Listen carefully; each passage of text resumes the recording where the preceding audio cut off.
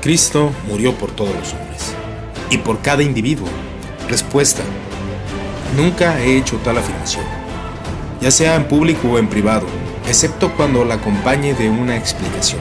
A medida que las controversias que surgen sobre este asunto hacían que eso fuera necesario, pues hay mucha ambigüedad en la expresión usada aquí.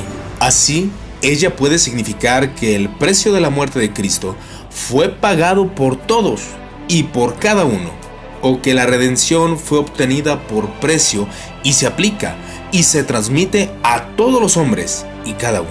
Que el último sentimiento desaprueba por completo, porque Dios, por un decreto perentorio, decidió que solo los fieles participarían en esa redención.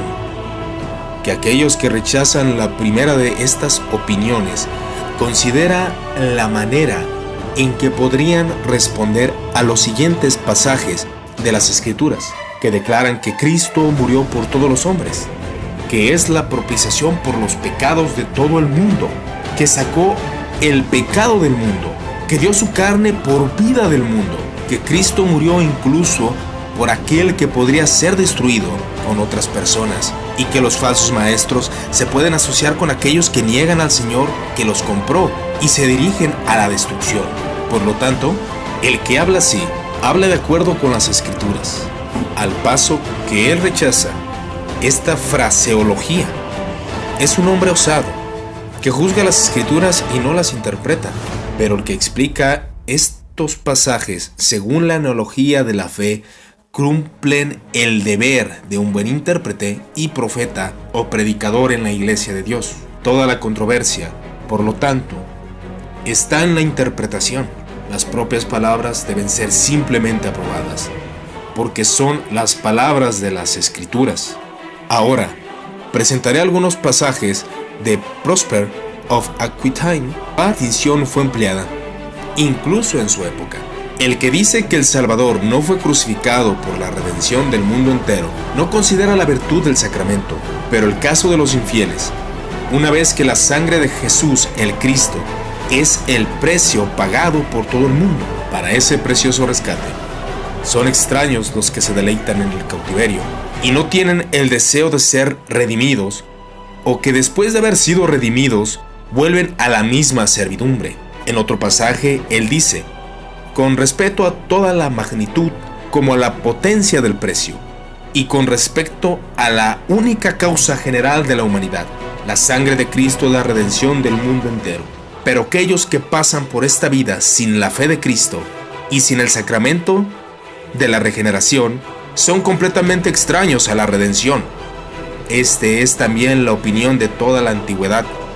Esta es una consideración para la que deseo obtener la atención un poco más cuidadosa de muchas personas, para que no se asocie el crimen de la novedad tan fácilmente a aquel que dice algo que jamás había sido escuchado o que les era desconocido, de acuerdo con la legislación vigente. Página 350. Las obras de Arminio, tomo 1.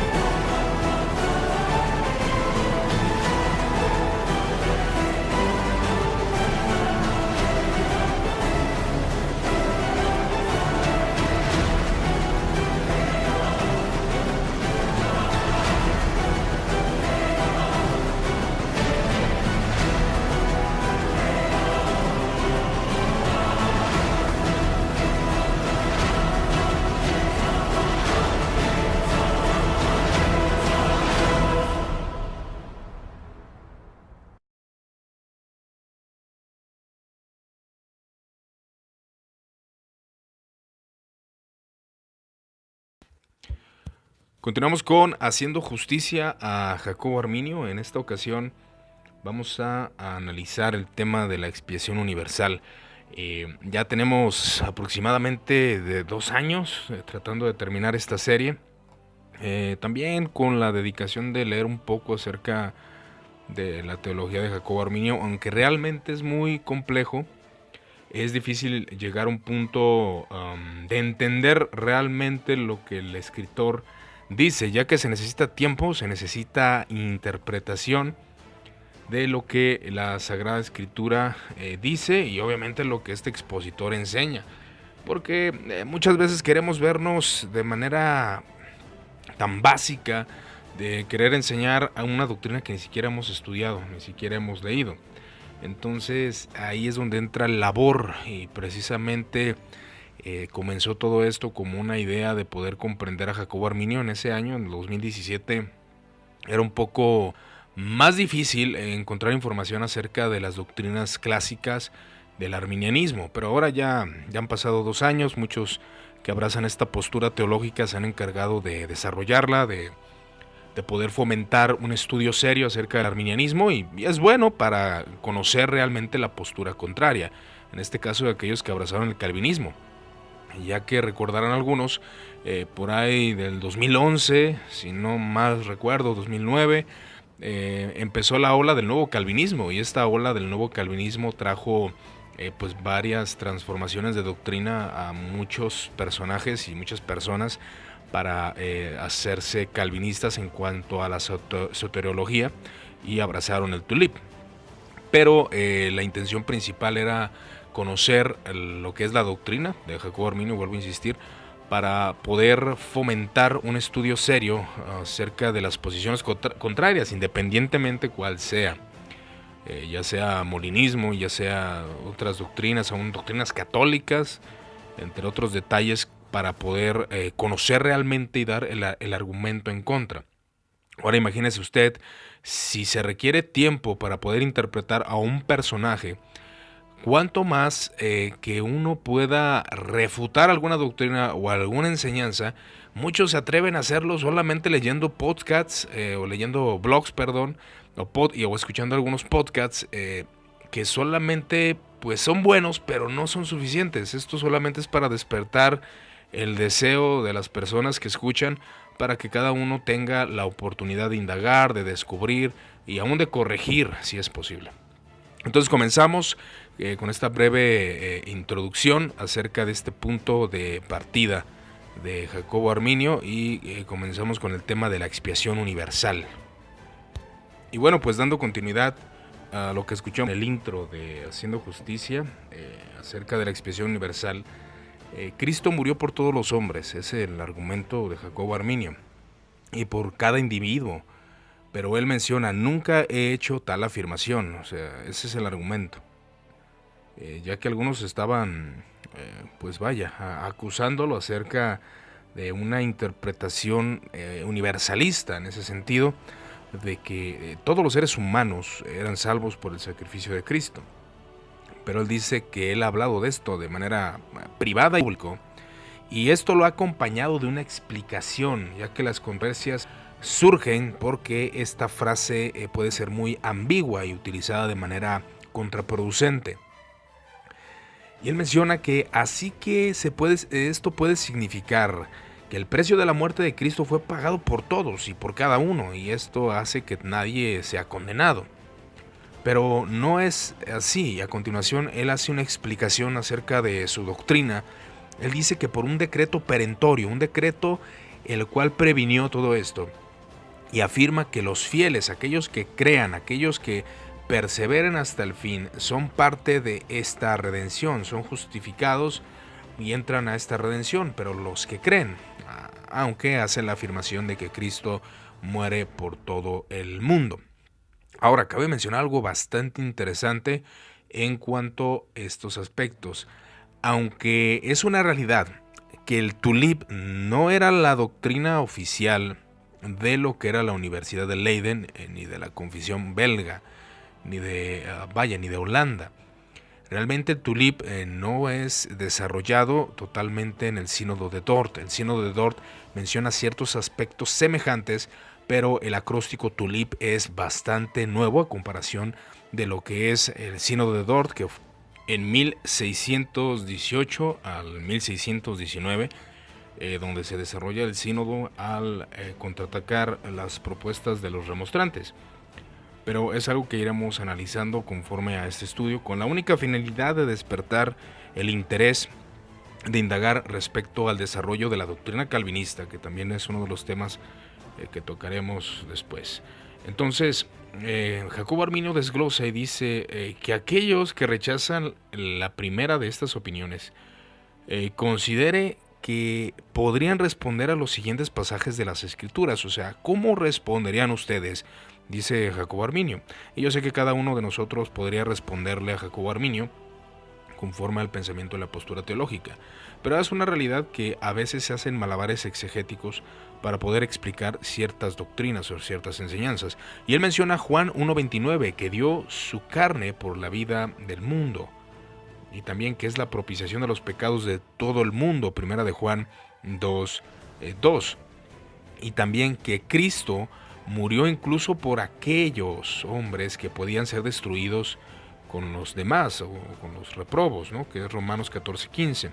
Y que los falsos maestros se pueden asociar con aquellos que niegan al Señor que los rescató y los compró y se dirigen a la destrucción, según 2 de Pedro, capítulo 2, versículo del 1 al 3. Entonces, el que habla así, el que habla que Jesús muere por todo el mundo, realmente está usando algo que va conforme a las Escrituras. Y hasta cierto punto ahí estaríamos de acuerdo con el expositor Jacobo Arminio. Es una verdad. Cuando Cristo murió por el mundo, son expresiones escriturales. Ahora, alguno mencionará, hay que interpretarlas correctamente. Pero esa es una realidad. Y él menciona algo que mencionó en Próspero, el santo Próspero de Aquitania, mencionó acerca de esta distinción empleada incluso en su época. Y dice lo siguiente, esto es muy interesante y volvemos a hacer el énfasis a lo que se escuchó al principio. El que dice que el Salvador no fue crucificado por la redención del mundo entero no considera la virtud del sacramento. Y cabe mencionar que esta postura de la expiación universal realmente ha estado viva en toda la vida de la Iglesia. Así que no es una novedad. Pero en el caso de los infieles, dice Próspero, una vez que la sangre de Jesús el Cristo es el precio pagado por todo el mundo, para ese precio, para ese precioso rescate, son extraños los que se deleitan con el cautiverio y no tienen el deseo de ser redimidos, o que después de haber sido redimidos vuelven a la misma servidumbre. Con respecto tanto a la humanidad, la sangre de Cristo es la redención del mundo entero. Y esto menciona Próspero de Aquitania, que es un seguidor o un discípulo de San Agustín de Hipona. Y es una realidad, San Agustín de Hipona no consideraba o no creía la expiación limitada, que es algo que crea polémica, pero esto lo puede ver usted, lea los libros de San Agustín y no va a encontrar tal postura teológica. Y dice... yo menciono, dice Jacobo Arminio, vamos a tratar de ser justo con él. Él dice, para que no se asocie el crimen de la novedad tan fácilmente. Realmente no es novedoso lo que estaba exponiendo aquí Jacobo Arminio. Ahora, ¿qué era lo que se abrazaba en lo que es Leiden? Abrazaba que Cristo había muerto por el mundo entero, ahí sí cabe mencionarlo, y aún se considera que es la posición de Juan Calvino, pero era eficaz solamente el sacrificio para los elegidos. La virtud de la gracia, ¿quién le era dada? Entonces ahí es donde algunos tal vez en el desarrollo pues llegaban a considerar, no lo dudo, acerca de una expiación o una protoexpiación limitada, que se puede considerar, tal vez, no podemos descartarlo de esa manera, pero entonces él dice, jamás se había escuchado algo así de la expiación universal. Es mentira, realmente la expiación universal siempre ha estado dentro de la Iglesia y muchos verdaderos cristianos han abrazado esta postura. O no era ni desconocida, de acuerdo a la legislación vigente, dice Jacobo Arminio en sus obras, en el tomo 1, mencionando este punto. Entonces dice, pero Cristo se describe como intercediendo por los fieles y excluyendo al mundo, pero después de haber ofrecido un sacrificio suficiente para quitar los pecados de toda la humanidad.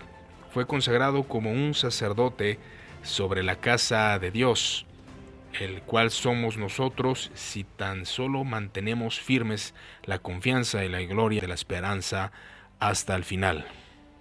Y el artículo que desarrollaron los remonstrantes, que fue el artículo 2 de los 5 puntos, él menciona, o ellos mencionan que Jesús, el Cristo, Salvador del mundo, ha muerto por todos los hombres y por cada hombre, enfatizando ese punto, de modo que haya obtenido para todos ellos, por su muerte en la cruz, el rescate y perdón de pecados. Y este es el énfasis en consecuencia, en cuanto a no hacer una falacia de la posición arminiana. Dice, aunque nadie en realidad disfrute de este perdón de pecados, excepto el creyente, según el Evangelio Juan 3:16, que dice, porque de tal manera amó Dios al mundo que ha dado su único Hijo, para que todo aquel que en él cree no se pierda, mas tenga vida eterna.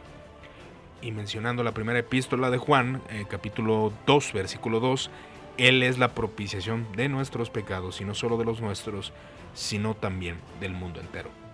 Pero ¿cuál fue la respuesta del sínodo de Dort? A Arminio pues abrazaba esta postura, que básicamente, conforme a lo que hemos visto, él creía en una expiación por el mundo entero, algo que no se podía negar al decir que Cristo Jesús muere por todo el mundo, ya que él no estaba haciendo una doctrina universalista, aunque muchos lo consideraban así, en el sentido de que todos los hombres ya eran rescatados en cuanto al desarrollo teológico del Leiden.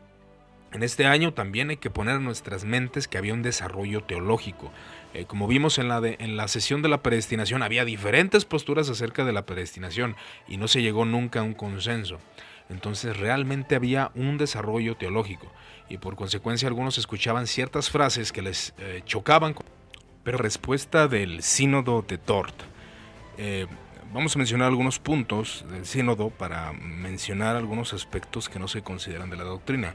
El capítulo 2 de la doctrina de la muerte de Cristo y de la redención de los hombres dice que esta es la muerte del Hijo de Dios, es la ofrenda y satisfacción única y perfecta por los pecados, y de una virtud y dignidad infinitas, y sobradamente suficiente como expiación de los pecados del mundo entero. Ok, aquí hay una confusión en cuanto a algunos, y realmente el sínodo de Dort no se desarrolló el tulip. La postura oficial, conforme, o la postura con mayores seguidores en cuanto a la expiación, era precisamente la de la potencia, que Cristo Jesús sí muere por todo el mundo, pero de manera eficaz por los elegidos.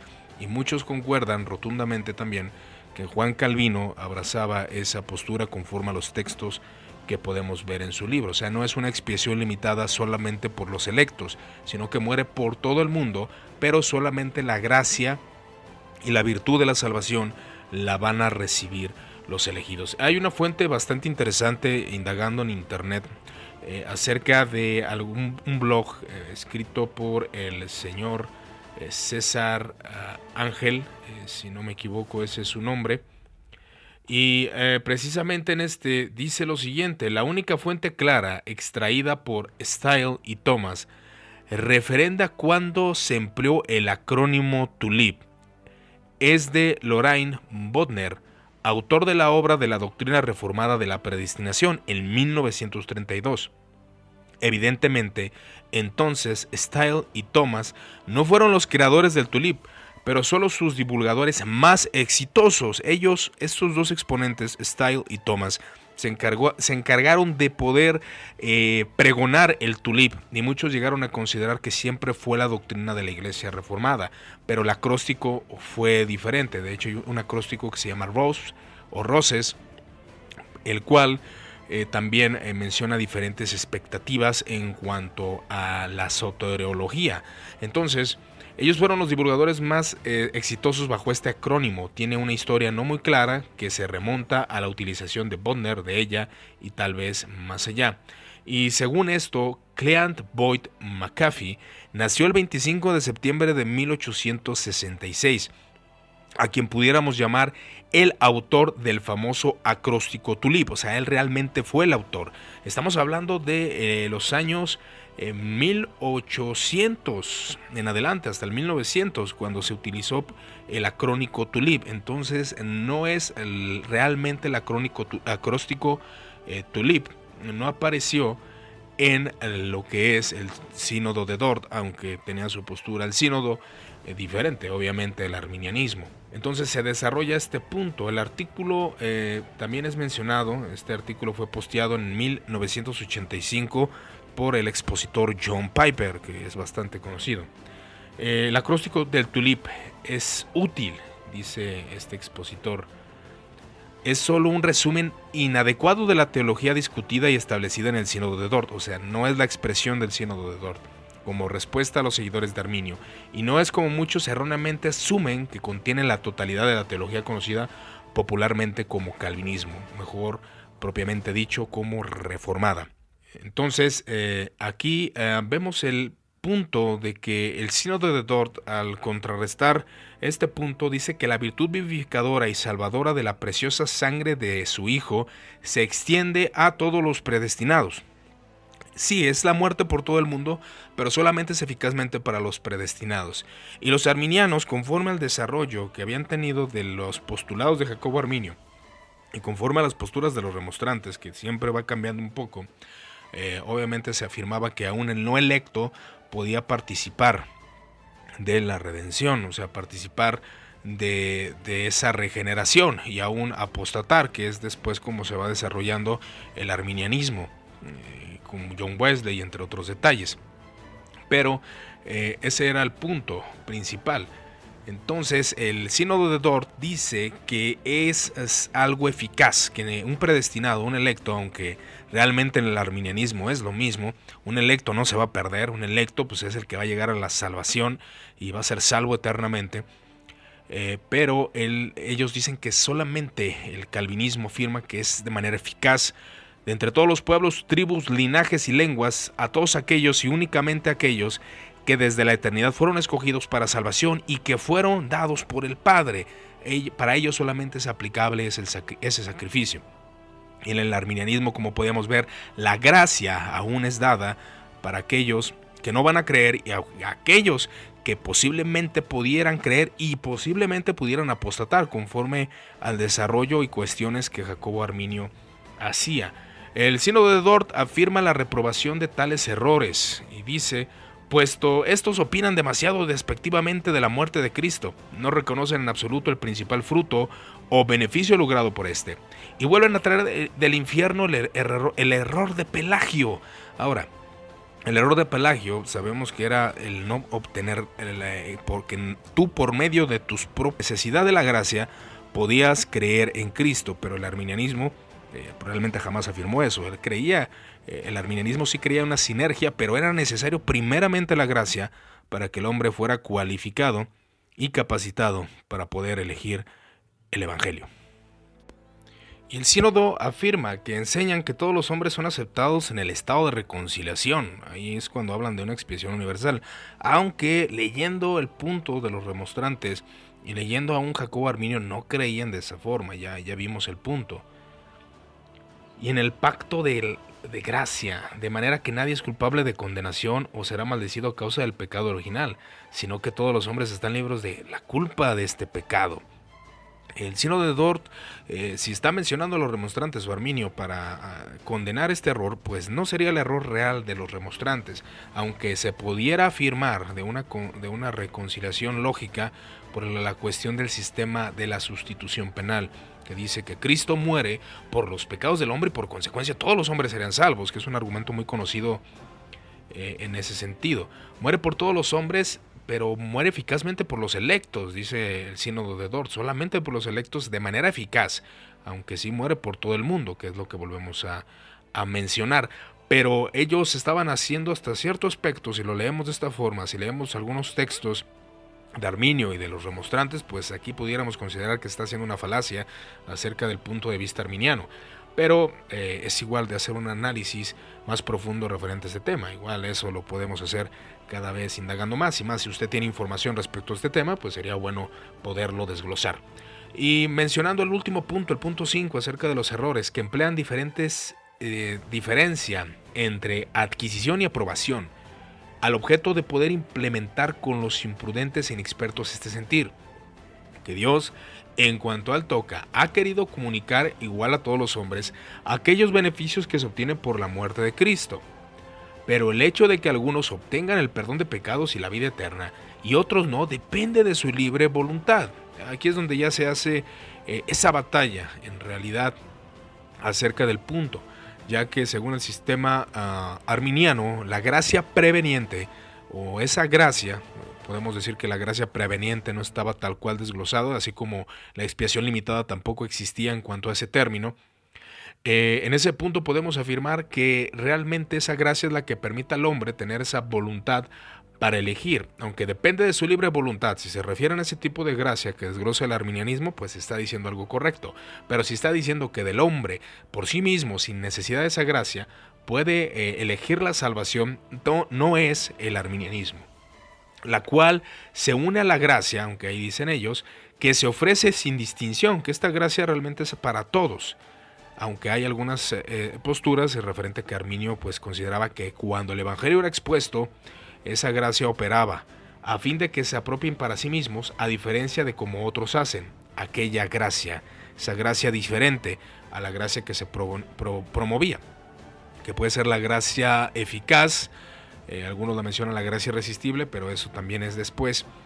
Estamos hablando de un tipo de gracia efectiva, un tipo de gracia que solamente es ofrecida a los electos. A la conclusión que podemos llegar referente a este tema y referente a todos los temas que hemos visto de Jacobo Arminio, vemos que hay una distinción acerca de los aspectos doctrinales, una perspectiva más coherente al entender realmente lo que Arminio exponía. Ahora, esto no significa que estemos de acuerdo con el expositor, más ahora con un conocimiento ya amplio de cuál era la relación que Jacobo Arminio en cuanto a lo que es la condición humana, el tipo de gracia, la expiación universal, la posibilidad de apostasía, podemos tener un poco más de coherencia al momento de exponer esta doctrina a favor o en contra. Y vemos que realmente algo que también motivó a este estudio fue que el hecho de que dentro de la iglesia, de la historia de la iglesia, ha habido infinidad de expositores, infinidad de posiciones. La expiación universal no es novedosa, siempre ha existido dentro de la iglesia. Podemos ver a los padres apostólicos, a los padres de la iglesia medieval, a la iglesia reformada. Aún Martín Lutero no creía la expiación limitada, entonces porque no había sido desarrollada, y aún el sínodo de Dort, vuelvo a enfatizar, y Juan Calvino no creían tal cual la expiación limitada, de que Cristo solo había muerto por los elegidos, solamente por ellos. No, es una postura muy diferente. Y también es un propósito entender que todo esto ha sido un desarrollo de teología. En cuanto a los concilios, algo que también es de considerar, que el sínodo de Dort no es un concilio ecuménico, no es un concilio de toda la Iglesia Universal de Cristo, cosa que los 7 primeros concilios ecuménicos sí lo fueron. Y tenemos que tener entendido estas doctrinas y las diferencias de posición doctrinal, y también considerar qué es herejía y qué no es herejía. Ya que si mencionamos qué es herejía, pues tendríamos que realmente considerar los 7 primeros concilios ecuménicos, y ellos nos guían a qué realmente es un hereje y qué no es un hereje. Entonces hay una diferencia bastante marcada en cuanto al pelagianismo y el arminianismo, o el semipelagianismo. Es muy diferente. Es muy diferente las posturas que se afirman en cuanto a este punto, y alcanzar a distinguirlas. Aunque es difícil, ya que cuando no tenemos una apreciación correcta de todo el estudio o todo el compendio de la doctrina de cierto exponente del calvinismo, del arminianismo, del molinismo, del catolicismo, de la iglesia ortodoxa, si no tenemos un compendio amplio, no es difícil que realmente podamos argumentar algo coherente y bueno y ser justos con la posición de otro. Ese es el mensaje que se ha querido plasmar en cuanto a ser justos con la posición de otras personas. Y yo sé que algunos me han comentado, han visto estos podcasts, estos audios de Haciendo Justicia a Jacobo Arminio, y para ellos pues ha sido bueno conocer realmente lo que Jacobo Arminio creía. El arminianismo, como todo sistema teológico, toda forma de poder expresar la gloria de Dios, la riqueza de Dios, el poder de Dios, su justicia, su gloria, siempre va a haber deficiencia en cualquier sistema teológico. Así que seamos diligentes en cuanto al conocimiento de Dios. Cada quien tiene su postura teológica, analícela, indáguela, sea justo con la posición de otros.